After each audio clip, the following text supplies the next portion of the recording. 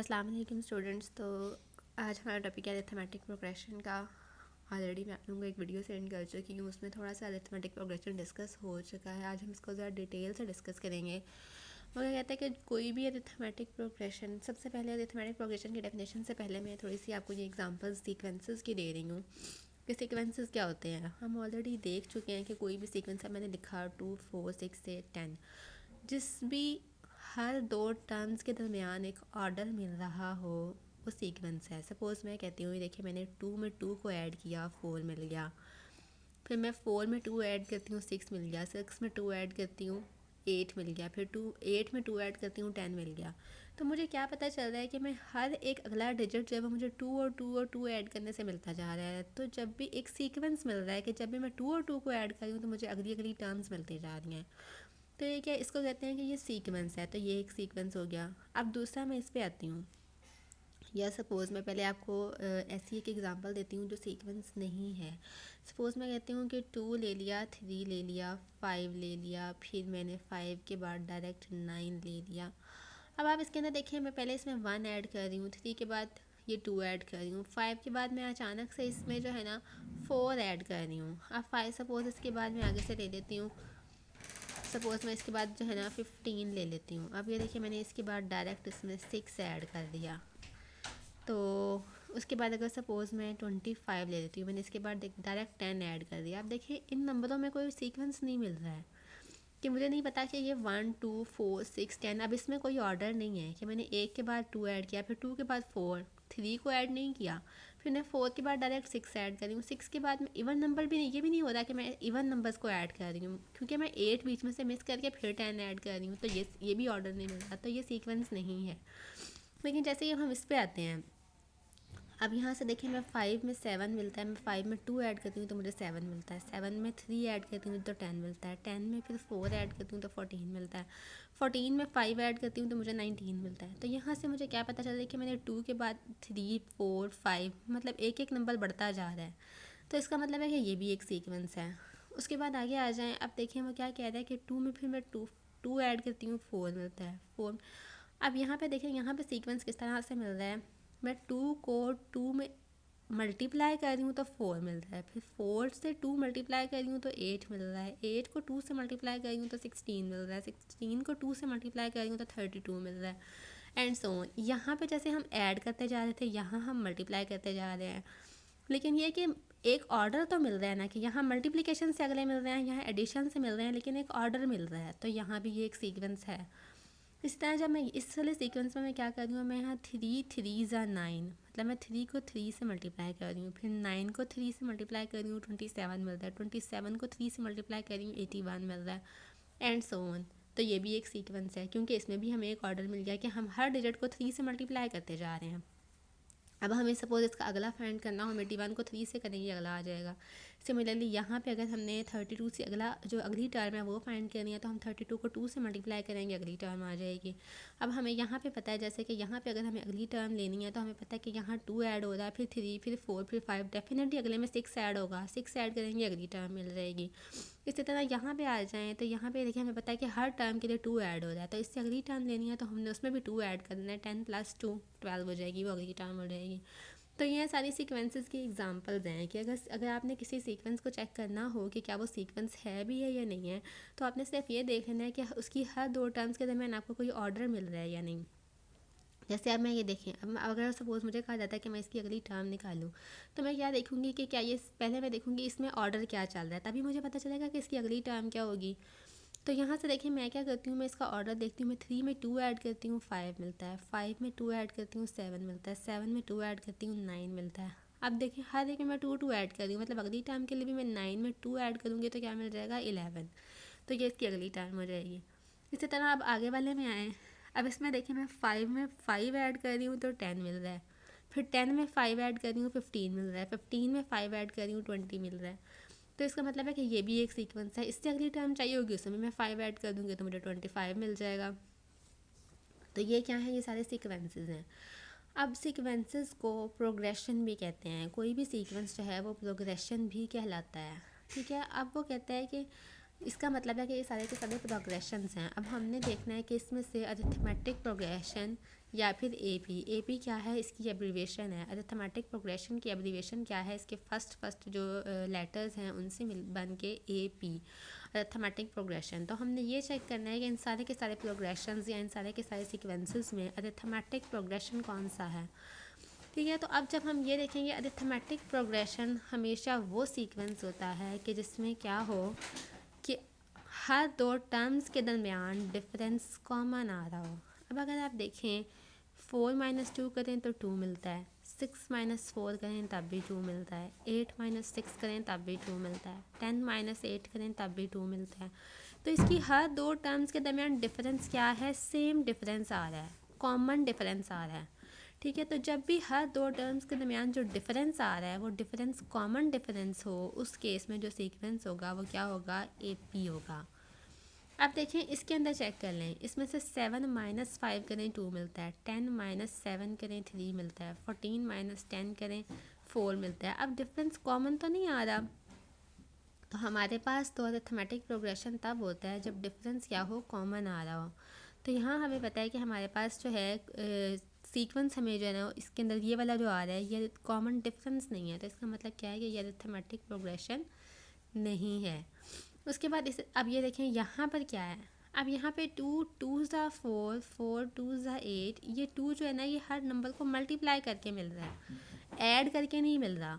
तो जब ये मल्टीप्लाई करके नहीं मिल रहा तो मैं इस सीक्वेंस के लिए इस सीक्वेंस के लिए मैं चेक करती हूँ। देखिए अगर मैं इन दो टर्म्स के दरमियान चेक करूँ, मैं कहती हूँ 4 - 2 = 2 आया।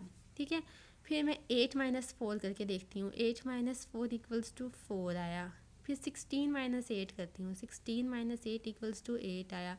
अब ये देखेंगे डिफरेंसेस में निकाल रही हूँ ना, हर दो टर्म्स के दरमियान में डिफरेंसेस निकाल रही हूँ। पहले मैंने इन दो टर्म्स के दरमियान डिफरेंस निकाला, फिर इन दो टर्म्स के दरमियान निकाला, फिर इन दो टर्म्स के दरमियान निकाला। अब अगर आप यहाँ पे नोटिस करें तो इन हर दो टर्म्स के दरमियान जो डिफरेंस आ रहा है ये डिफरेंस कॉमन नहीं आ रहा। तो जब डिफरेंस कॉमन नहीं आ रहा तो इसका मतलब क्या है कि ये वाला सीक्वेंस भी अरिथमेटिक प्रोग्रेशन नहीं है। किसी भी सीक्वेंस को ये चेक करने के लिए कि वो अरिथमेटिक प्रोग्रेशन है या नहीं, आपने क्या करना है, आपने ये देखना है कि क्या वो उसकी हर दो टर्म्स के दरमियान इस पैटर्न पे डिफरेंस चेक करके देखें। अगर वो डिफरेंस कॉमन आ जाए तो वो क्या होगा, अरिथमेटिक प्रोग्रेशन होगा। अब ये देखें सिमिलरली मैं यहाँ आ जाती हूँ, अब मैं क्या करती हूँ 9 - 3 6 आ रहा है, 9 - 3 6 आता है। ठीक है, 27 - 9 जो है, अब देखिए 9 - 3 मैं करती हूँ, ये 6 आ गया। अब 27 - 9 करके देखती हूँ। ठीक है, 27 - 9 ये 6 नहीं आएगा, ये आपके पास आएगा, आपके पास ये 18 आएगा। अब देखिए ये डिफरेंस, पहली दो टर्म्स को आपने एक इसको करके देखा, फिर एक इसको, इन दोनों दो कंसेक्टिव टर्म्स को आपने करके देखा, आपके पास डिफरेंस कॉमन नहीं आया। इसका मतलब है कि ये भी अरिथमेटिक प्रोग्रेशन नहीं है। ये सीक्वेंसेस सारे ही हैं, लेकिन इनमें अरिथमेटिक सीक्वेंस कौन कौन से हैं, वो एक आपके पास ये था, एक ये वाला नहीं था, ये भी नहीं था, ये भी नहीं है। अब इसमें देखें, इसमें 5 - 3 करें आपके पास 2 आ जाता है, 7 - 5 करें तो भी 2 आ जाता है, फिर उसके बाद 9 - 7 करें वो भी 2 आ जाता है, 11 - 9 करें तो भी 2 आ जाता है। तो ये भी आपके पास एक अरिथमेटिक प्रोग्रेशन है, इसको भी आप लोग चेक कर सकते हैं, ये भी अरिथमेटिक प्रोग्रेशन है। तो ये बेसिकली क्या था, आपने फ़िलहाल ये सीखा है कि कोई सीक्वेंस अरिथमेटिक कब होगा, उसका अरिथमेटिक प्रोग्रेशन कब बोलेंगे, जब उनके दरमियान डिफरेंस क्या हो, कॉमन डिफरेंस हो। तो अभी तक तो आपने ये देख लिया कि अगर डिफरेंस कॉमन हो तो वो अरिथमेटिक प्रोग्रेशन होगा। अब इसके बाद आगे जाके देखें कि अगर अब ये है कि मैंने यहाँ पे मैं क्लियर करके ज़रा लिख लेती हूँ कि हमारे कौन कौन से जो प्रोग्रेशंस आए हैं वो अरिथमेटिक हैं। एक हमें पता है 2 4 6 8 और 10 एंड सो ऑन, ये एक अरिथमेटिक प्रोग्रेशन है। इसके बाद मैं आगे जाके लिख लेती हूँ 3 5 7 9 11, ये भी अरिथमेटिक प्रोग्रेशन है। फिर 5 10 15 20 25, ये भी एक अरिथमेटिक प्रोग्रेशन है। अब जब भी कोई हमें पता है कि अरिथमेटिक प्रोग्रेशंस हैं, ये अरिथमेटिक प्रोग्रेशंस क्यों थे, क्योंकि इसकी हर दो टर्म्स के दरमियान डिफरेंस कॉमन था, हर दो टर्म्स के दरमियान डिफरेंस कॉमन था। अब इस वाले सीक्वेंस में अगर मैं चेक करना चाह रही हूँ इसका कॉमन डिफरेंस क्या है, 4 - 2 2, 6 - 4 2, 8 - 6 2, 10 - 8 2, इनका जो कॉमन डिफरेंस आ रहा है वो 2 है। तो मैं कॉमन डिफरेंस को शो किससे करूँगी, स्मॉल डी से। इनके दरमियान कॉमन डिफरेंस क्या है, 2 है। मैं इस वाले, अब मैं इसमें चेक करती हूँ 5 minus 3 2, 7 minus 5 2, 9 minus 7 2, 11 minus 9 again 2। अब इनके दरमियान भी जो कॉमन डिफरेंस आ रहा है हर दो टाइम के दरमियान 2 के इक्वल है, तो इनका कॉमन डिफरेंस क्या है, वो भी 2 है। अब मैं इस सीक्वेंस के लिए चेक करती हूँ। 10 माइनस 5 5, 15 माइनस 10 5, 20 माइनस 15 5, 25 माइनस 25। अब इनकी हर दो टर्म्स के दरमियान जो डिफरेंस आ रहा है वो 5 आ रहा है, तो इस वाले सीक्वेंस का कॉमन डिफरेंस क्या है, 5 है। मैंने कॉमन डिफरेंस को स्मॉल डी से शो किया। इस वाले सीक्वेंस के लिए 2 था, इसके लिए भी 2 था, इस वाले के लिए क्या है, 5 है। अब अगर देखें यहाँ से जब भी आपके पास, अब सपोज़ मैं एक एन अदर कॉमन एक जो है ना एन अदर जो है वो लिखना चाह रही हूँ, सीक्वेंस लिखना चाह रही हूँ, arithmetic progression and other arithmetic progression लिखना चाह रही हूँ। अभी इन सब के लिए आपके पास कॉमन डिफरेंसेस क्या थे, 2 2 और 5 थे। मैं एक कॉमन डिफरेंस खुद से सपोज लेट कर लेती हूँ। मैं कहती हूँ मैंने 3 कॉमन डिफरेंस लेना है और फर्स्ट टर्म, अब ये इसकी फर्स्ट टर्म 2 थी, इसकी फर्स्ट टर्म 3 थी, इसकी फर्स्ट टर्म 5 थी। मैं कहती हूँ कि मैंने 3 कॉमन डिफरेंस के साथ और जिसका मैंने फर्स्ट टर्म 2 ली हुई हो, मैंने 2 फर्स्ट टर्म लेनी है और 3 कॉमन डिफरेंस लेना है। अगर मैंने 3 कॉमन डिफरेंस के साथ एक सीक्वेंस लिखना है तो मैं क्या करूँगी, मैं फर्स्ट टर्म में 3 को ऐड करूँगी। 2 + 3 मेरे पास क्या होता है, 5।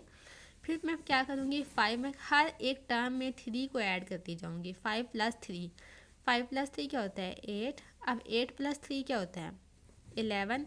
11 + 3 क्या होता है, 14। 14 + 3 क्या होता है, 17 एंड सो ऑन। तो मुझे क्या पता चला कि अगर मेरे पास, अब अगर आप देखें ये जो आप इसको नोटिस कर सकते हैं कि ये जो हमारे पास आया है इसकी हर दो टर्म्स के दरमियान डिफरेंस क्या आ रहा है, कॉमन आ रहा है, और वो इक्वल किसके है, 3 के। इसका मतलब क्या है कि आपने कोई भी अरिथमेटिक प्रोग्रेशन अगर देना हो तो आपको कौन सी दो चीज़ों की ज़रूरत है कि एक तो आपको फर्स्ट टर्म गिवन हो, जैसे ये फर्स्ट टर्म मेरे पास क्या थी, 2 थी, और कॉमन डिफरेंस गिवन हो जो मेरे पास क्या था, 3 था। तो ये दो चीज़ें अगर आपको गिवन हो, वो एक तो आपको फर्स्ट टर्म दे दे, साथ में आपको कॉमन डिफरेंस दे दे और कहे कि अरिथमेटिक प्रोग्रेशन फाइंड करें, तो आप सिंपली क्या करेंगे, फर्स्ट टर्म स्टार्ट में लिखेंगे, 3 ऐड करेंगे, अगली टर्म बनेगी, फिर अगली टर्म में फिर 3 ऐड करेंगे, फिर अगली टर्म बनेगी, उससे अगली टर्म में फिर 3 ऐड करेंगे, नेक्स्ट टर्म बन जाएगी।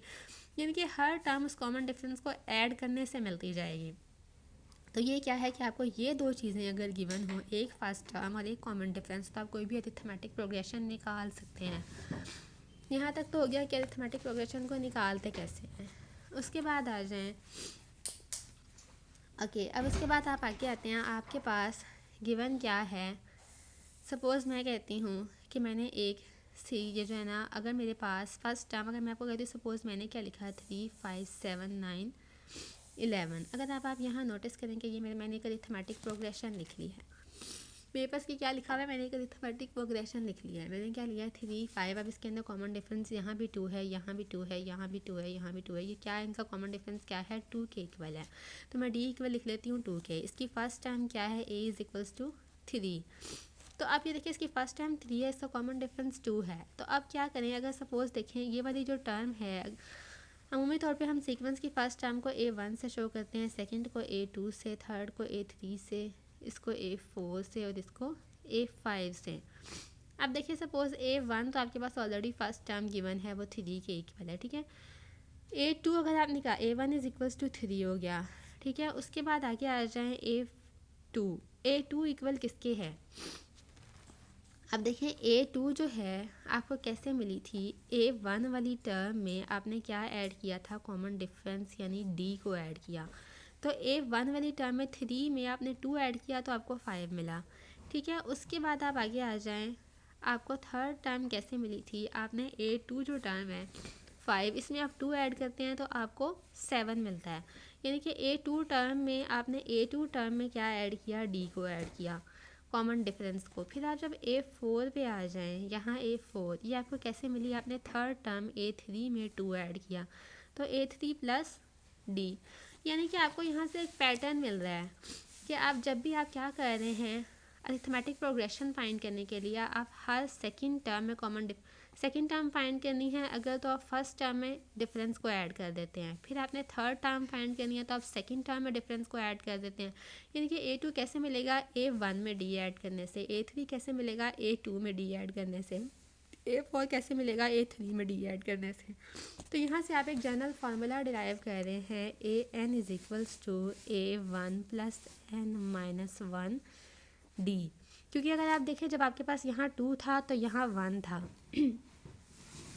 या आप इसको पहले फिर एक जनरल फार्मूला आप ये लिख लें, AN is equals to AN minus 1 plus D। अब यहाँ से देखिए, अगर आप यहाँ से नोटिस करें आपने क्या किया है, A1 इज इक्वल्स A, जब यहाँ पे 2 था तो यहाँ 1 था, जब यहाँ पे 3 था यहाँ पे 2 था, जब यहाँ 4 था तो यहाँ पे 3 था। तो आपको क्या पता चला, जब यहाँ n होगा तो यहाँ उससे एक पिछली टर्म यानी कि क्या होगी, n माइनस 1 होगी। तो यहाँ से एक फार्मूला आपके पास ये है nth टर्म को कैलकुलेट करने का, दूसरा फार्मूला आपके पास है AN is equals to A1 plus N minus 1 into D। ये आपके पास दूसरा फार्मूला है nth टर्म को कैलकुलेट करने का। nth टर्म इसका मतलब क्या है कि किसी भी अगर आपको एक अरिथमेटिक प्रोग्रेशन दे दिया जाए, कहा जाए कि इस अरिथमेटिक प्रोग्रेशन की nth टर्म कैलकुलेट करें, तो आपके पास कौन सी दो चीज़ें होनी चाहिए, एक आपके पास A1 होना चाहिए, एक आपके पास D होना चाहिए। अब सपोज़ मैं दोबारा इसी एग्जांपल पे आ जाती हूँ कि जब मैंने ये वाला फाइंड किया था, मैंने आपको कहा था मेरे पास फर्स्ट टर्म जो है वो 2 है और कॉमन डिफरेंस जो है वो 3 है। मुझे कहा जाए कि मैं सीक्वेंस की nth टर्म फाइंड करूँ, तो मैं यहाँ से 2 को यूज़ करूँगी, 3 को यूज़ करूँगी। nth टर्म यानी कि AN मैंने फाइंड करना है, मैं 2 को यूज़ करती हूँ, 3 को यूज़ करती हूँ, A1 की जगह पे 2 पुट करती हूँ, प्लस कॉमन डिफरेंस की जगह पे 3 पुट करती हूँ। इसको सिंप्लीफाई कर लेती हूँ, 2 प्लस 3n माइनस 3। तो यहाँ से क्या आएगा, 2 माइनस ये 2 माइनस 3 क्या हो जाएगा, माइनस 1 प्लस 3n। तो ये मेरे पास क्या आई है, ये मेरे पास nth टर्म आ गई है। ये क्या है, ये किसी भी अरिथमेटिक प्रोग्रेशन के लिए अगर आपको गिवन हो कि कोई प्रोग्रेशन जो है वो अरिथमेटिक प्रोग्रेशन है तो उसकी nth टर्म निकालने का ये फार्मूला है कि अगर आप किसी भी अरिथमेटिक प्रोग्रेशन की nth टर्म निकालना चाहते हैं तो आप क्या कर सकते हैं, आप ये फार्मूला यूज़ करके उसकी nth टर्म निकाल सकते हैं।